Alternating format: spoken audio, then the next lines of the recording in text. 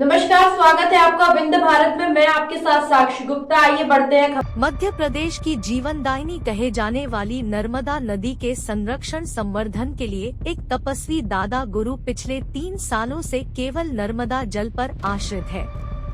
1058 दिन से उन्होंने अन्न का एक दाना भी ग्रहण नहीं किया है। दिन भर में केवल 1 लीटर नर्मदा जल ही पीते हैं। इसके बाद भी ना तो उन्हें कमजोरी आई है, ना थकावट होती है, बल्कि दिन पर दिन और ऊर्जावान होते जा रहे हैं। वाणी में ओज चेहरे पर तेज भी बढ़ता जा रहा है। नदियों के संरक्षण के लिए लोगों को जागरूक करने के लिए निरंतर यात्राएं कर रहे हैं। ऐसे ही भारत की महान योग परंपरा के वाहक दादा गुरु भैया जी सरकार बुंदेलखंड के सागर पहुँचे। यहाँ उन्होंने नर्मदा चिंतन पर संवाद किया और यह राज भी बताया कि आखिर वह केवल नर्मदा जल पर कैसे आश्रित है। 2 साल 11 महीने से नर्मदा की जल पर जिंदा रहने वाले दादा गुरु पिछले 17 सालों से नर्मदा उत्थान के लिए काम कर रहे हैं। वनों को बचाने के लिए काम कर रहे हैं, गायों के संवर्धन के लिए काम कर रहे हैं। मिट्टी को बचाने के लिए काम करना होगा। लोग अगर मिट्टी से जुड़े रहेंगे, प्रकृति से जुड़े रहेंगे, तो हमारी पीढ़ियां सुरक्षित होगी। नहीं तो गांव में नर्मदा का जल टैंकर से और गंगा का जल ट्रेन से मंगवाना पड़ेगा। उन्होंने कहा कि मां नर्मदा केवल नदी नहीं है, वे भगवती है, शक्ति है। उनके पथ पर चलने से लोग साधक हो जाते हैं, उनके किनारे पर बैठने से उपासक हो जाती है। मां नर्मदा की उन पर ऐसी कृपा हुई है कि उन्होंने अन्न का त्याग कर दिया है।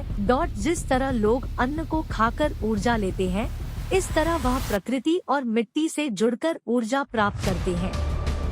वहीं उनसे जब पूछा गया कि नर्मदा के लिए कितनी कठिन साधना करने की क्या जरूरत थी, वह काम तो और दूसरे तरीके से भी हो सकता था, तो उन्होंने कहा कि यह दूसरे लोगों के लिए कठोर साधना हो सकती है, उनके लिए आनंद है।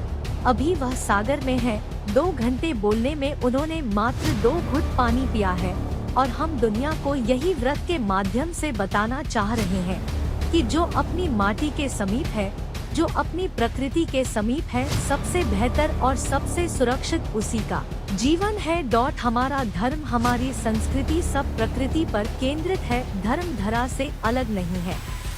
और हमारा केवल धर्म ही नहीं, हमारी संस्कृति, हमारा जीवन, हमारी व्यवस्था, हमारी प्रकृति गंगा पर, यमुना पर, नर्मदा पर, अभ्यारण्य पर केंद्रित है। धर्म को, धारा को और इन नदियों को अलग ना जोड़े, इसे ही हमारा अस्तित्व है, इनसे ही हमारी पहचान है। विंध्य हो, बुंदेलखंड हो, सभी जगह धीरे धीरे मिट्टी खत्म होती जा रही है।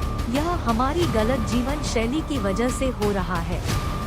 साथ ही उन्होंने आमंत्रण भी दिया है कि अगर कोई यह सत्य को जानना चाहता है तो वह देवोत्थनी एकादशी से एक बार फिर नर्मदा परिक्रमा पर निकल रहे हैं, जिसमें वह केवल जल के सहारे 25 किलोमीटर की यात्रा करेंगे। 2 दिन, 4 दिन, 10 दिन, जिसको जितना चलना हो साथ चल के देख लेना। 24 घंटे साथ रहना तो सत्य का पता चल जाएगा। फिलहाल के लिए इतना ही। खबरों का सिलसिला लगातार जारी है, बने रहिए हमारे साथ। नमस्कार।